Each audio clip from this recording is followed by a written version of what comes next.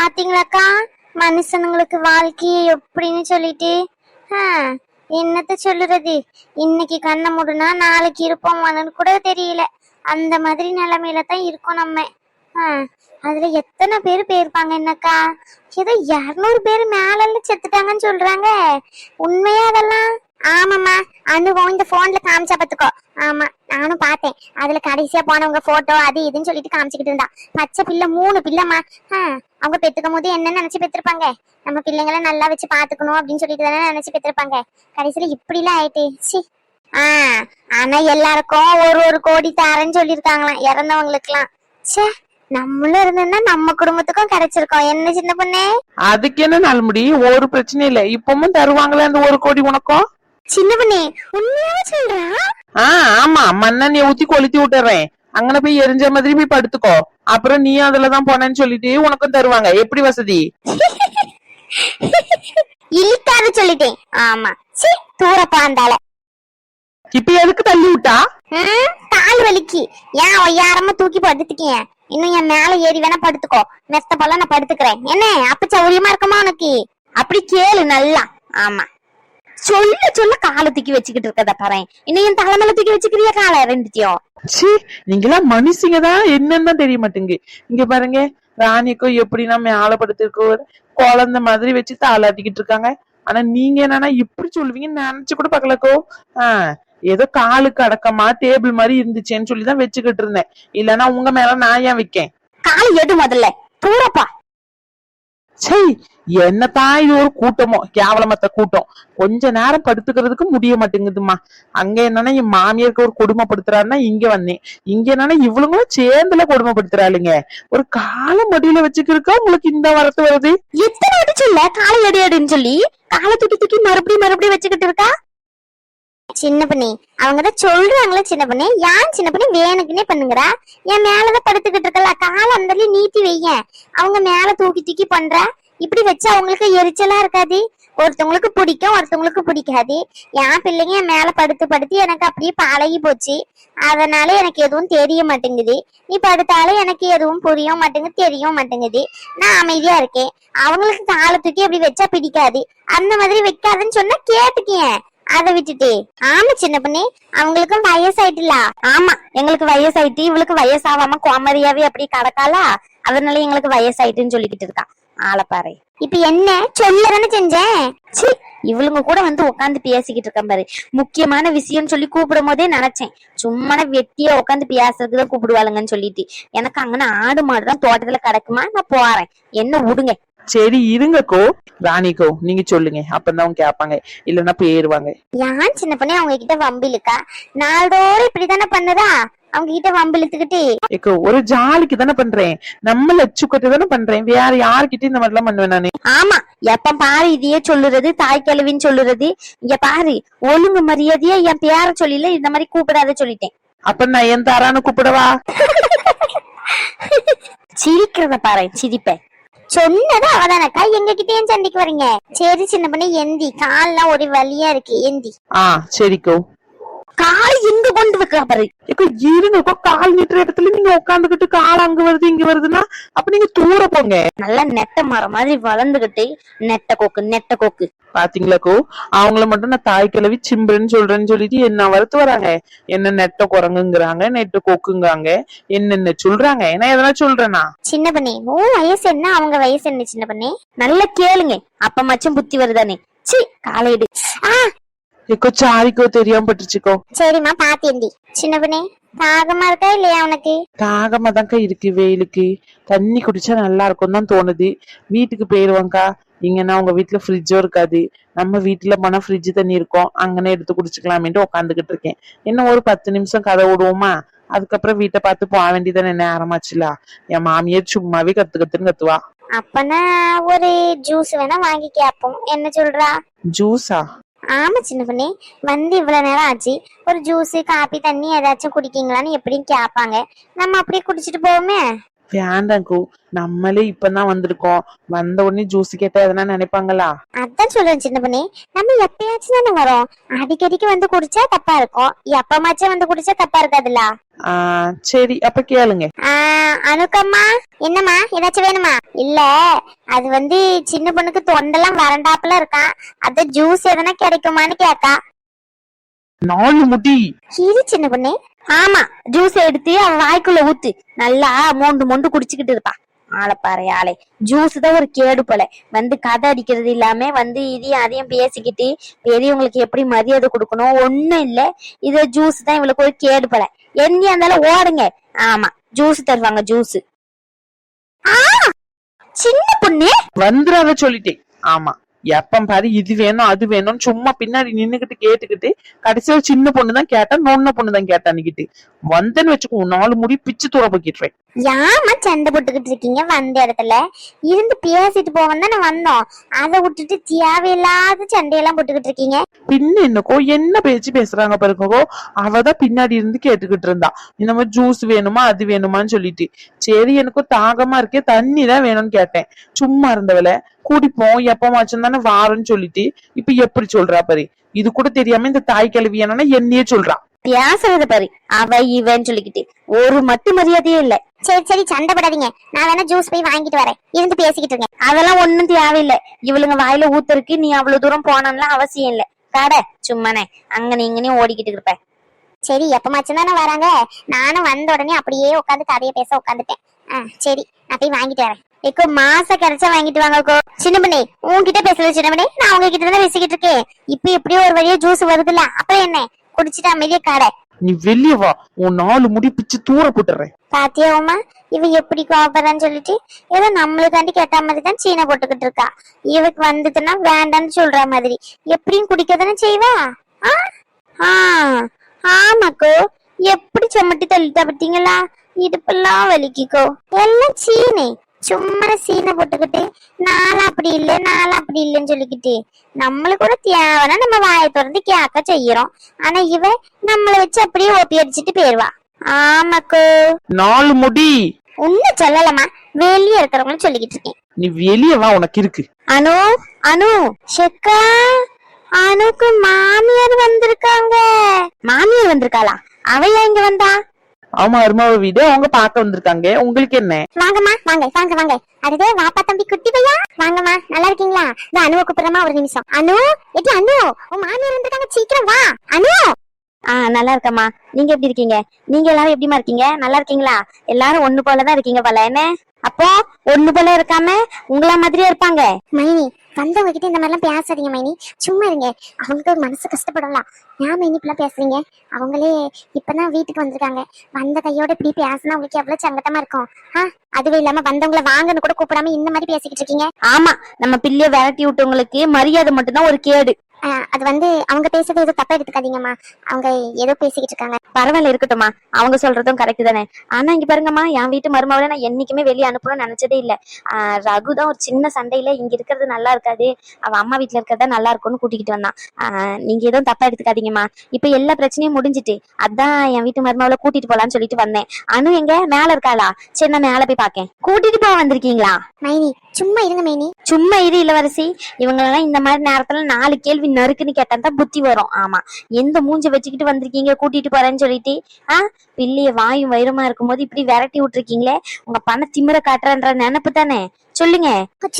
மைனி, இந்த மாதிரிலாம் பேசாதீங்க மைனி, அவங்களுக்கு என்னதான் இருந்தாலும் மனசு கஷ்டப்படலாம். சும்மா இரு இளவரசி, இந்த மாதிரி 4 வார்த்தை நறுக்குன்னு கேட்டா தான் புத்தி வரும் இவங்களுக்குலாம். ஆமா, இல்ல என்ன நினைச்சுக்கிட்டு இருக்கீங்க உங்க மனசுல? உங்களை நம்பிதானே கல்யாணம் பண்ணி கொடுத்தோம், இப்படி பண திமிர கடைசியில காமிச்சிட்டீங்களே நீங்க. பிள்ளை இப்படி விரட்டி விட்டுருக்கீங்க, கொஞ்சம் கூட மனசாட்சியே இல்லாம. போதும், நிறுத்துங்க. சேஸ்மா, பிரச்சனை வேண்டாம், ஏதோ பேசிட்டு போறாங்க, ஆதங்கத்துல பேசிக்கிட்டு இருக்காங்க, விடு. நம்ம என்ன சொல்லக்கூடாது, நான் பண்ணது தப்பு தானே, அதனால பேசுறாங்க. அம்மா, நீ பண்ணது தப்பு தான், இல்லன்னு சொல்ல, அந்த தப்ப ஒத்துக்கிட்டாச்சு. நீ இங்க வந்து நின்னு அவங்க கிட்ட பேசிக்கிட்டு இருக்க. அணுவை கூட்டிட்டு போனோன்னு உனக்கு ஒரு எண்ணம் வந்திருக்கு, சொன்ன உடனே புரிஞ்சுக்கிற தன்மையாச்சும் உனக்கு இருக்கு. ஆனா இவங்களுக்கு என்ன தகுதிமா இருக்கு இத பத்தி எல்லாம் பேசுறதுக்கு? நம்ம வீட்டு பொண்ணு பிரியா, தெரியுமா தெரியாதா? அவங்க வீட்டுக்கு தானே கல்யாணம் பண்ணி கொடுத்தோம். அந்த பிள்ளையும் மாசமா தான் இருக்கு. நம்மளாச்சும் அணுவை நல்ல பாதுகாப்பா இருக்கணும்னு சொல்லிட்டு அவங்க வீட்டுல கொண்டு வந்து விட்டுட்டு அவங்க அம்மா கிட்ட பயப்படாதீங்க, எந்த பிரச்சனையும் இல்லைன்னு தம்பி சொல்லி விட்டுட்டு தான் பண்ணான். ஆனா இவங்கள மாதிரி இல்ல, நடுராத்திரி அடிச்சு விரட்டுறதுக்கும் கண்ட கண்ட வார்த்தையில பேசுறதுக்கும். நீங்க என் அம்மாவை சொல்றீங்களா? சின்ன பொண்ணே, இந்த பொம்பளை என்ன இன்னும் பேச்சு பேசுது. கரெக்டா தான் பேசுறா நல்லமுடி. நம்மளால கேட்க முடியல, அவ கேட்டா. இவங்களுக்கு வந்தா ரத்தம், இது அடுத்தவங்களுக்கு வந்தா தக்காளி சட்னியா? இவங்க வீட்டு பொண்ணு மாசமா இருக்கும்போது கூட்டிட்டு வந்து அவங்க அம்மா வீட்டுல விட்டுட்டு சொல்லி விட்டுட்டு போயிருக்கான். இதுக்கே இவங்களுக்கு இன்னும் கோவம் வருதே. அவங்க வீட்டு பொண்ணு அதுவும் வளகாப்பு போறேன்னு 5வது மாசம் எப்படி விரட்டி விட்டா? இந்த கன்றாவிக்கு தான் நான் அன்னைக்கு போக கூட செய்யல. இவ புத்தியெல்லாம் எனக்கு தெரியதான் செய்யுங்கோ. எப்படி இவளா இருக்கா பாருங்க. இவ வீட்டு மருமகளை இவளால பாத்துக்க முடியலையா, அடுத்த ஒரு வீட்டு பொண்ணு இப்படி விரட்டி விட்டுட்டாங்கன்னு வந்து கேட்டுக்கிட்டு இருக்கா. அப்ப இவளுக்கு என்ன ஆக்கம் இருக்கும்? நல்லா கேட்கணும்கோ, நாளுக்கா வார்த்தை நாக்கு புடுங்கிக்கிற மாதிரி. அப்பதான் புத்தி வரும். என்னமா இல்ல என்ன, உன் வீட்டு பொண்ணு என் பையனை மயக்கி நல்ல நல்ல வார்த்தையெல்லாம் பேசி இங்க இருந்து கூட்டிக்கிட்டு போயிட்டா. ஆனா எங்க வீட்டு பொண்ணு ஒண்ணும் அந்த மாதிரி இல்ல. ஆமா, போதும் நிறுத்துங்கம்மா. இங்க பாருங்க, தேவையில்லாம என் அம்மாவை பத்தி எல்லாம் பேசிக்கிட்டு இருக்காதீங்க சொல்லிட்டேன். உங்க வீட்டு விஷயத்த முதல்ல நீங்க பாருங்க, அதுக்கப்புறமா ஊரு வீட்டு விஷயத்துல வந்துக்கலாம். இங்க பாருங்க, நாங்க அணுவை பார்க்க வந்திருக்கோம், உங்களை பார்க்க வரல. தயவு செஞ்சு இங்க இருந்து கிளம்புனீங்கன்னா நல்லா இருக்கும். மைனி, தயவு செஞ்சு இங்க இருந்து கிளம்புங்க மைனி, வீணா பிரச்சனை வேண்டாம். ஆமா, இவ்வளவு அசிங்கப்படுத்தினதுக்கு அப்புறம் இங்க இருந்து நான் என்னத்த பண்ண போறேன்? நான் கிளம்புறேன். ராணி, நான் கிளம்ப, நீ வரியா? நீங்க போங்கக்கோ, நான் ஏதோ ஒரு 5 நிமிஷம் பேசிட்டு வரேன். இவங்க கிட்ட என்ன பேசறதுக்கு இருக்கு? கோவப்படாதீங்கக்கோ, நம்ம வீட்டு பிள்ளை அங்கதானே போய் வாழ வேண்டியது இருக்கு. நான் பேசிட்டு வரேன், நீங்க போங்க. சரி. ஏதோ வருத்தப்படாதீங்கம்மா, மனசுல எதுவும் வச்சுக்காதீங்க. அவங்க வெடுக்குன்னு பேசுவாங்களே தவிர ஆனா அவங்க மனசுல எதுவும் இருக்காது. பிரியா விஷயம் அது இதுன்னு இப்ப கொஞ்சம் குழம்பி போயிருக்காங்க. மத்தபடி அவங்களும் நல்லவங்கண்ணா, நீங்க எதுவும் மனசுல வச்சுக்காதீங்க, சரிங்களா? அதுக்கு இல்லக்கா, எப்படி எல்லாம் பேசிட்டு போறாங்க பாருங்க. ஏன் அவங்க மட்டும் ஒழுக்கமான? நீங்களே சொல்லுங்க. எங்க அம்மா இது வரைக்கும் அணு கிட்ட என்ன மாதிரியும் தப்பாலாம் நடந்துக்கிட்டதே இல்லை. அவங்கள மாதிரி எல்லாம் கம்பேர் பண்ணும் போது எங்க அம்மா எவ்வளவோ 1000 டைம் பெட்டர். ஆமா, இந்த மாதிரி பேசும்போது நீங்களும் அமைதியா நின்னுக்கிட்டு வேடிக்கை பார்த்துக்கிட்டு இருக்கீங்க. நீங்க எல்லாருமே இருக்கீங்கன்னு சொல்லிட்டு தானே எங்க அம்மா தனியா வந்திருப்பாங்க. இப்படிதான் உங்க வீட்டுக்கு வந்தவங்களை அசிங்கப்படுத்துவீங்களாக்கா? ஐயா, அப்படிலாம் இல்லம்மா, ஏதோ சங்கடத்துல பேசிட்டு போயிட்டாங்க. பிள்ளை இப்படி வந்து இங்க கிடைக்க மாசமா இருக்கும் போது அப்படின்னு சொல்லிட்டு நீங்க எதுவும் தப்பா எடுத்துக்காதீங்கம்மா. அதே மாதிரி தானக்கா எங்களுக்கும் சங்கடமா இருக்கும். எங்க வீட்டு பிள்ளையும் இப்படிதானே விரட்டி விட்டாங்க. சொல்லுங்க. இப்ப கூட எங்க அம்மாக்கு நேத்து அந்த பிரச்சனையை நாங்க எடுத்து சொன்னதுக்கு அப்புறம் இன்னைக்கு காலையில இங்க வந்து நின்னுகிட்டு இருக்காங்க. எங்க அம்மா எங்க, அவங்க எங்க? நீங்க கேளுங்க எங்க அம்மாவை கேள்வி. ஆனா அவங்கள கேட்கறதுக்கு எந்த தகுதியுமே இல்லை. இதுக்கு மேல என்ன சொல்றதுன்னே தெரியல, எனக்கு கோவம் தான் வருது. அணுவை கொஞ்சம் வர சொல்றீங்களா? நாங்க கூட்டிக்கிட்டு கிளம்புறோம், இங்க இருக்கிறதுக்கு கூட பிடிக்கல. ஏமா இப்பெல்லாம் சொல்ற? கொஞ்சம் பொறுமையாயிரு. வராதவங்க வந்திருக்கீங்க, வந்து உட்கார்ந்து இருந்து சந்தோஷமா பேசிட்டு இருந்துட்டு போனாதானே இவங்களுக்கும் சந்தோஷமா இருக்கும். இப்படி நீங்க சண்டை போட்டுட்டு போனா அவங்களுக்கும் வருத்தமா இருக்கும்ல. பிள்ளைய கூட்டிட்டு போக வந்திருக்கீங்க, இருந்து சாப்பிட்டுட்டு நல்லா பேசி இருந்துட்டு போங்க. அவங்க பேசுனதுக்கு இளவரசி என்ன பண்ணுவா? ஆமாமா, நான் வேணா மன்னிப்பு கேட்டுக்கிறேம்மா. அதுக்காண்டி இப்படி வெடுக்குன்னு பேசாதம்மா பிள்ளை. அதுக்கு இல்லம்மா, ஏதோ ஒரு டென்ஷன்ல பேசிட்டேன், மன்னிச்சிருங்க. அணுவை கூப்பிடுங்க. இந்த போய் கூட்டிட்டு வரோம். உட்காருங்க, வாங்கம்மா. இருக்கட்டும்மா, பரவாயில்ல. எலி குட்டி பையா, இப்பவுமே கையெல்லாம் கட்டி பெரிய மனுஷனா ஆயிட்டீங்களோ? ஆமா. சரி, என் கூட வாங்க, நான் உங்களுக்கு சாக்லேட் பிஸ்கெட்ல வாங்கி தரேன். வேண்டாம், எங்க அம்மாவே வாங்கி தருவாங்க. சரி, நாங்களும் அப்படியே கிளம்புறோம். பில்லு சத்தம் போட்டதுல பயந்துட்டு போல. சரிங்கம்மா. சின்ன பண்ணி என்ன நல்லமுடி? இல்ல, வந்திருக்கவங்க எப்படியும் வெறும் கைய விசிக்கிட்டு வந்திருக்க மாட்டாங்க. ஏதாச்சும் பலகாரம் வாங்கிட்டு வந்திருப்பாங்க. நம்மளும் இருந்தோம்னா இருந்து டீ எதுனா குடிச்சிட்டு போகலாம். கொஞ்சமாச்சும் அறிவு இருக்கா இல்லையா உனக்கு?